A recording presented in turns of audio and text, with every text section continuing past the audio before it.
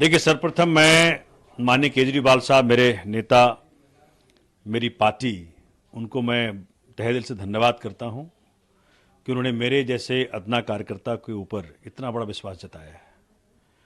और उनको वादा करता हूं कि सब कुछ लगा दूंगा उनके इस विश्वास को पूरा करने में। दूसरी बात, जो केजरीवाल मॉडल ऑफ गवर्नेंस है और एक पॉजिटिविटी का गवर्नेंस है, और दूसरे हाथ पे अगर आप देखें कि भाजपा के सातों सांसद 10 साल से दिल्ली की जनता के साथ अन्याय ही किया है, कभी भी किसी भी मौके पे उनके लिए खड़े नहीं हुए हैं, तो दिल्ली की जनता तैयार है कि इन सातों सांसदों को रास्ता दिखाना है और इंडिया अलायंस के सातों उम्मीदवारों को पार्लियामेंट भेजना है। उम्मीद रखते हैं कि कांग्रेस से भी उतना ही सपोर्ट, उतना ही प्यार और उनका जो समर्थन है वो आपको भी मिलेगा। देखिए, कारण क्या है कि इस बार अलायंस जो है वो पार्टी हित में नहीं किया गया है, ये किया गया है देश हित में, राष्ट्र हित में, जनहित में। क्योंकि जिस प्रकार की राजनीति बीजेपी कर रही है, उससे ये उपजी है इंडिया अलायंस, और इसी कारण से इस बार कांग्रेस से जो एक समन्वय बना करके 4 और 3 का जो फॉर्मूला आया, तो नेचुरल सी बात है कि जो सीटें उनको मिली हैं उस पर आम आदमी पार्टी के सारे लोग हेल्प करेंगे, जो सीटें हमें मिली हैं उस पर कांग्रेस के लोग हेल्प करेंगे। क्योंकि इस वक्त इंडिया अलायंस इंपॉर्टेंट है, इस वक्त पार्टियां गौन है। सोमनाथ जी, मुद्दे आपके द्वारा क्या उठाए जाएंगे लोकसभा चुनाव में? जो विधानसभा में आप लोगों ने कार्य किया है वो, या फिर आपका विजन जब संसद में आप पहुंचेंगे तो? देखिए, उस पर हम डिटेल आपको बताएंगे, लेकिन अब मूलतः यह है कि दिल्ली का सांसद और राज्यों के सांसद से अलग होना चाहिए। क्यों? दिल्ली पूर्ण राज्य नहीं है।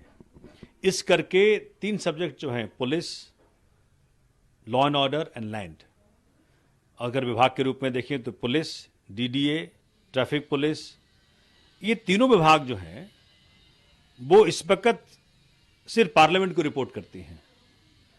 जब भी मैं अपने विधानसभा से इन विभागों से कोई सवाल पूछता हूं तो वहां जवाब आता है कि जी ये विभाग आपके अधीन नहीं आते।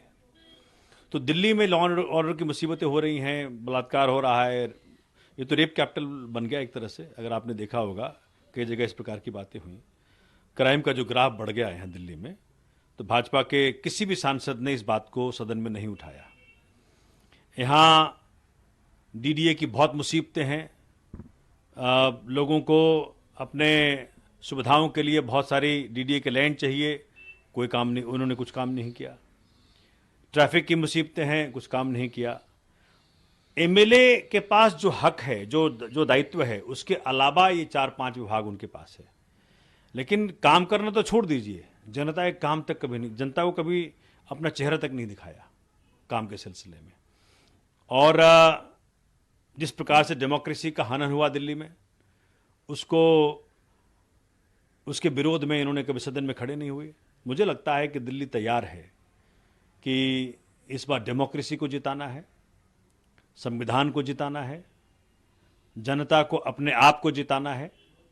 ऐसे सांसद चुनने हैं जो उनके कठिन वक्त में और उनके समस्याओं के लिए 24 घंटा खड़ी रहे। कोरोना काल देखिए, मतलब हम जैसे व्यक्तियों ने, परमात्मा ने कराया, हम कौन होते हैं करने वाले। यहाँ तक कि दवाइयाँ, सिलेंडर, क्या क्या नहीं परमात्मा ने कराया मेरे हाथों। साथ में वो लोग जिनके परिवार बाहर ना आ सके, उनका संस्कार तक परमात्मा ने मेरे हाथों कराया। आम आदमी पार्टी के सारे विधायक लगे हुए थे, सारे सांसद लगे हुए थे इस काम में। तो दिल्ली की जनता जानती है, देश की जनता जानती है कौन हमारे साथ है, कौन डेमोक्रेसी के साथ है, कौन देश के साथ नहीं है, कौन डेमोक्रेसी के साथ नहीं है। आप ये कह रहे हैं कि दिल्ली के सातों सांसदों ने दिल्ली के विकास के लिए और खासतौर पर जो कानून व्यवस्था के लिए कुछ भी काम नहीं किया, सब नाकाम साबित हुए। देखिए, मेरे मुंह से कहलवाइएगा तो बोले कि भाई आम आदमी पार्टी के लोग तो बोलेंगे ही। आप जनता से पूछिए जाकर के, अगर जनता कह दे कि वो कभी उनके काम आए हैं तो मुझे बताइएगा।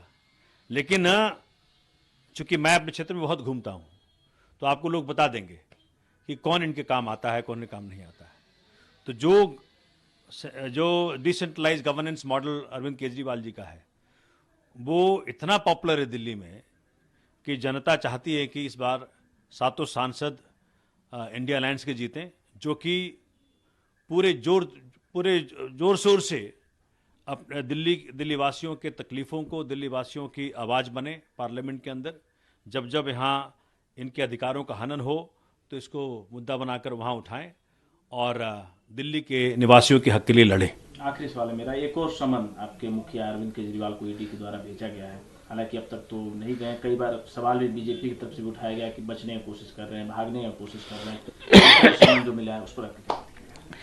मुझे लगता है कि भाजपा की बेबसी दिखाता है ये। भाजपा बेबस है।